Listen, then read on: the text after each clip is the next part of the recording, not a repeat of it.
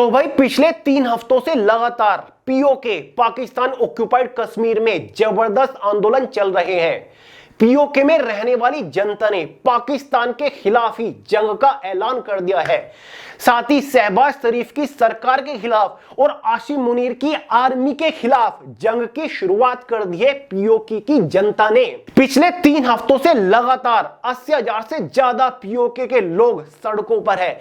लोगों का जबरदस्त जन सैलाब सड़कों पर उमड़ रहा है।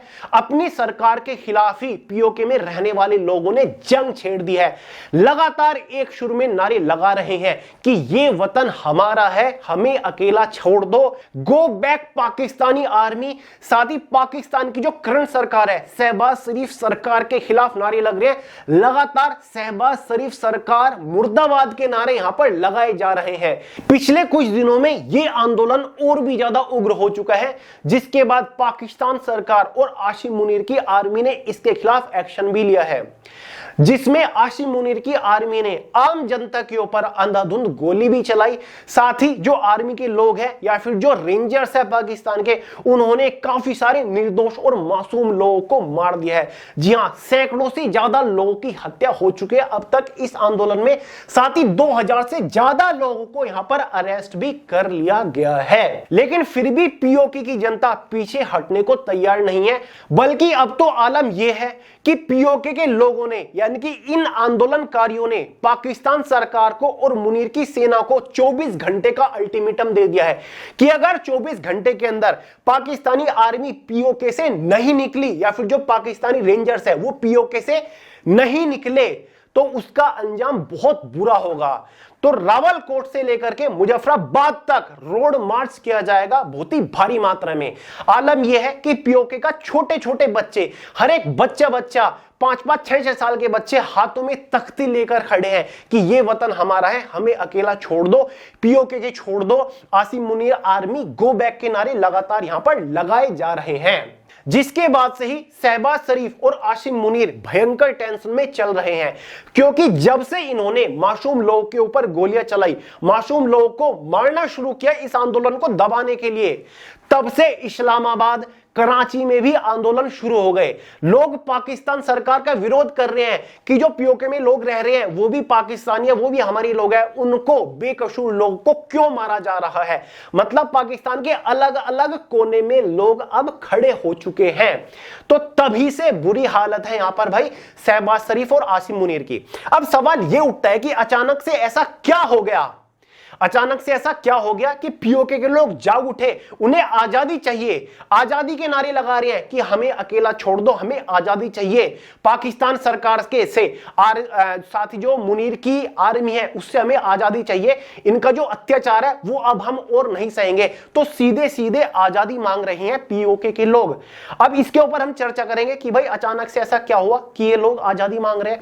साथ ही जो पीओके के लोग हैं वो अपनी 38 मांगे भी रख रहे हैं, ठीक है, या तो हमें आजादी दो, ठीक है, हमें अकेला छोड़ दो, हमारा वतन छोड़ दो, या फिर हमारी 38 मांगे पूरी कर दो। अब ये 38 मांगे कौन से, उनके बारे में हम बात करेंगे।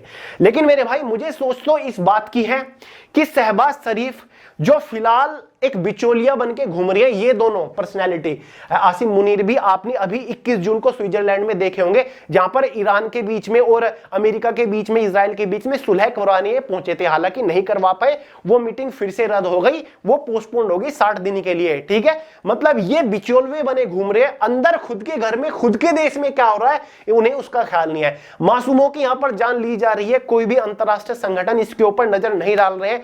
उधर डोनाल्ड ट्रंप कहते हैं कि मैं देश के अंदर, दुनिया के अंदर अमन लेकर आऊंगा, शांति लेकर आऊंगा, अगर किसी भी देश के अंदर जनता के ऊपर अत्याचार होता है वो हमें बर्दाश्त नहीं। लेकिन अब इतना अत्याचार पाकिस्तान की सरकार, आर्मी आम जनता के ऊपर कर रही है, उसके ऊपर कोई भी ध्यान नहीं दे रहा है। तो मतलब इसी बात की सोच है कि खुद को बड़ा बिचौलिया घोषित कर रखा है इन दोनों ने, और पता नहीं कि देश में क्या क्या हो रहा है। जो पीओके में हो रहा है ना, ये पिछले कई सालों से बलूचिस्तान में भी होता आ रहा है, क्योंकि भाई जो पाकिस्तान सरकार है ना, ये पीओके में इन्होंने अपने आतंकी अड्डे तो बना रखे हैं, लेकिन लोगों का इनको कोई ख्याल नहीं है। ऐसा ही इन्होंने बलूचिस्तान में कर रखे हैं, अफगानिस्तान के खिलाफ आतंकी संगठन वहां पर इन्होंने एक्टिव कर रखे हैं, लेकिन बलूचिस्तान में जो जनता रहती है, लोग रहते हैं, उनकी इन्होंने दुर्गति कर रखी है। और बलूचिस्तान के लोग भी पिछले कई सालों से आजादी की मांग कर रहे हैं, वो भी जो पाकिस्तान की सरकार है उनसे छुटकारा पाना चाहते हैं, पाकिस्तान की आर्मी से छुटकारा पाना चाहते हैं। तो मेरे भाई बात करते हैं कि भाई ये आजादी की बात अचानक से पीओके में उठी क्यों। तो मेरे भाई यहां पर जो पाकिस्तान पीओके में रहने वाले लोग हैं ना, वो इनके अत्याचारों से तंग आ चुके हैं, ठीक है। उन्होंने अपने 38 मांगे रखी हैं कि अब बहुत हो गया, हमारी 38 मांगे पूरी करो, क्योंकि पाकिस्तान ने उन्हें एक तरीके से नेग्लेक्ट कर रखा है। यही काम इन्होंने बलूचिस्तान में कर रखा है, यही काम इन्होंने पीओके में कर रखा है, ठीक है। पीओके इन्होंने भारत से छीना था, ठीक है, धोखे से भारत से लिया था 1948 में। तब से ये उन्हें पाकिस्तानी मानते ही नहीं, ठीक है। कहते हैं कि भाई तुम तो कश्मीरी हो, तुम पाकिस्तानी हो ही नहीं।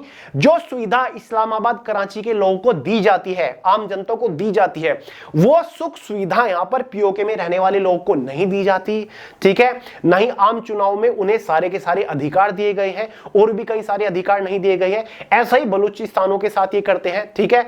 उनको वहां पर मारा जाता है। इधर पीओके में पश्तूनी जो मुस्लिम हैं उनको वहां पर मारा जाता है, मासूमों को मारा जाता है, उनके ऊपर अत्याचार किए जाते हैं, उनको कोई भी सुविधा नहीं दी जाती, उनको नेग्लेक्ट कर रखा है। बस है कि भाई पाकिस्तान के लोग हैं, लेकिन उन्हें कोई सुख सुविधा नहीं दी जाती, उनको बिल्कुल अलग थलग कर रखा है इन्होंने।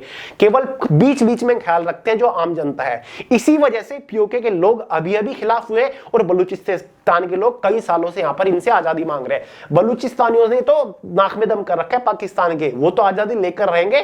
पाकिस्तान दर दर भटक रहा है, पूरी टेंशन में, स्ट्रेस में है शहबाज शरीफ की, कैसे हम अपना आधिपत्य है जो स्थापित कर सके, कैसे पाकिस्तान के 3 टुकड़े होने से बचा सके। अब देखें इनकी मांग क्या है। अब देखिए सबसे पहले इस आंदोलन को जो लीड कर रहा ना, वो जेएसी कर रहा है, ठीक है। जेएसी है क्या?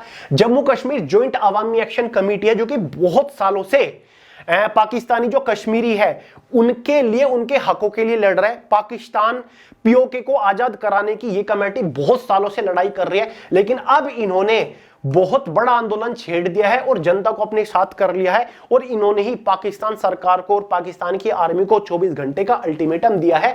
तो जम्मू कश्मीर ज्वाइंट अवामी एक्शन इस पूरे प्रोटेस्ट को लीड कर रही है, ठीक है। अब देखिए यहां पर 38 कौन कौन सी मांगे हैं। 38 मांगों की अगर हम बात करें, पीओके के लोग जो चाहते हैं वो आटे और चावल पर सब्सिडी चाहते हैं, ठीक है। साथ ही पूर्ण मतदान अधिकार सभी निवासियों को देना होगा, ठीक है, चाहे वो कश्मीर हो, कोई भी हो, हर एक को, हर एक पीओके के नागरिकों को पूर्ण मतदान का अधिकार देना होगा, जो कि अभी है नहीं। स्थानीय शासन और प्रतिनिधित्व सुधारने ताकि जनता का सच में प्रतिनिधित्व हो। केंद्र और प्रांतीय सरकार में पारदर्शिता लाना होगा। पीओके में जो बुनियादी नागरिक अधिकार है उनकी गारंटी लेनी होगी। साथ ही पीओके का जो इंफ्रास्ट्रक्चर है उसको भी सुधारना होगा। मॉडर्न सिटी के कुछ प्लान लेकर आने चाहिए। साथ ही एजुकेशन का जो स्तर है उसको भी सुधारो। स्कूलों में फ्री बच्चों को एजुकेशन प्रोवाइड कराई जाए। साथ ही अस्पतालों में फ्री इलाज की सुविधा होनी चाहिए। साथ ही बिजली की सुविधा पीओके में इतनी अच्छी नहीं है, उसकी भी सुविधा की मांग यहां पर इन्होंने करी है। पानी की सुविधा की मांग करी है, और भी काफी सारी चीजें। कानून व्यवस्था में सुधार और पुलिस जवाबदेही, अदालत और न्यायपालिका की स्वतंत्रता, सरकारी नौकरियों में स्थानीय लोगों को प्राथमिकता, शिक्षा और स्वास्थ्य सेवाओं में सुधार, बुनियादी सुविधाएं यानी कि पानी, बिजली, सड़क और परिवहन में सुधार, स्मार्ट सिटी और इंफ्रास्ट्रक्चर प्रोजेक्ट में स्थानीय लोगों की भागीदारी, भ्रष्टाचार पर कड़ा कानून और कार्रवाई। पीओके विधानसभा में 12 सीटों को हटाना जो पाकिस्तान में रहने वाले कश्मीरी शरणार्थियों के लिए रिजर्व है, ठीक है। साथ ही सार्वजनिक परिवहन में सुधार करा जाए। सड़क दुर्घटना और यातायात सुरक्षा का उपाय, बिजली ऊर्जा क्षेत्र में स्थिरता, जलवायु और पर्यावरण संरक्षण, जल प्रबंधन, नदियों को में साझा अधिकार इन्हें होना चाहिए। सैन्य और खुफिया एजेंसियों की नागरिक जीवन में सीमित भूमिका। साथ ही भ्रष्टाचार मुक्त भूमि रिकॉर्ड और संपत्ति अधिकार, शिक्षण संस्थानों में गुणवत्ता व पहुंच, ठीक है। और भी काफी सारी चीजें ये आपके सामने है। पीओके में इंटरनेट और संचार पर नियंत्रण कम करना। देखिए आए दिन कुछ भी जब होता है, पीओके में इंटरनेट की जो सुविधा, बिजली की जो सुविधा है उसको ब्लॉक कर दिया जाता है, उसको शट डाउन कर दिया जाता है। तो ये कहती है कि जो इंटरनेट के ऊपर आपने ये नियंत्रण कर रखा है उसको हटाना होगा, उसको कम करना होगा, ठीक है।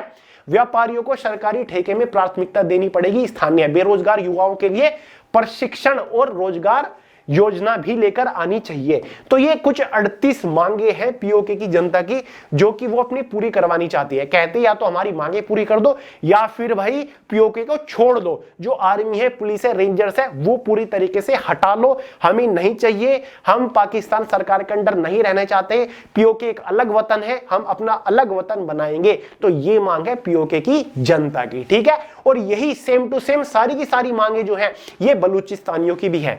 यही मांगे बलूचिस्तानियों की भी है। बलूचिस्तान में जो लोग रह रहे हैं उन्हें पानी नहीं मिल रहा है पीने को, उन्हें खाना नहीं मिल रहा है, ठीक है, आटा नहीं मिल रहा है उनको, चावल नहीं मिल रहे हैं उनको, बिजली नहीं मिल रहा है, इंटरनेट तो बहुत दूर की बात है, ठीक है।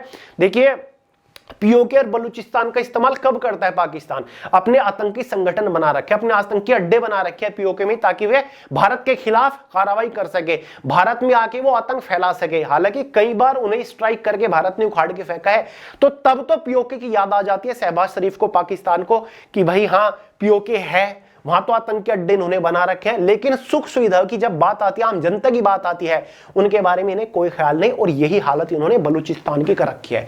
बलूचिस्तान में भी बहुत सारे आतंकी संगठन, आतंकी ग्रुप इनके हैं, जो कि पाकिस्तान सरकार सीधा उन्हें क्या करती है, सपोर्ट करती है, जो कि अफगानिस्तानियों के खिलाफ है। वे आतंकी अड्डे जितने भी है सारे के सारे, ठीक है।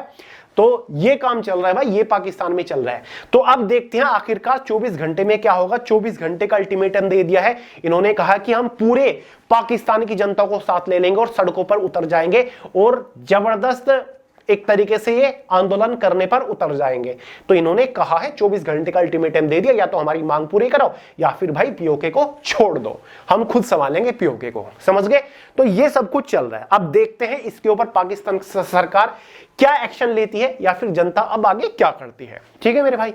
तो चलिए इस वीडियो में मेरे भाई इतना ही था। डाउट्स क्लियर हुए हो लाइक कर देना, दोस्तों के साथ शेयर करना। जियोपॉलिटिक्स में जरा भी इंटरेस्ट रखते हो तो वीडियो को शेयर करके चैनल को सब्सक्राइब कर लो, दोस्तों के साथ भी शेयर कर दो। मिलते हैं अगली वीडियो में बहुत ही जल्द, तब तक के लिए जय हिंद।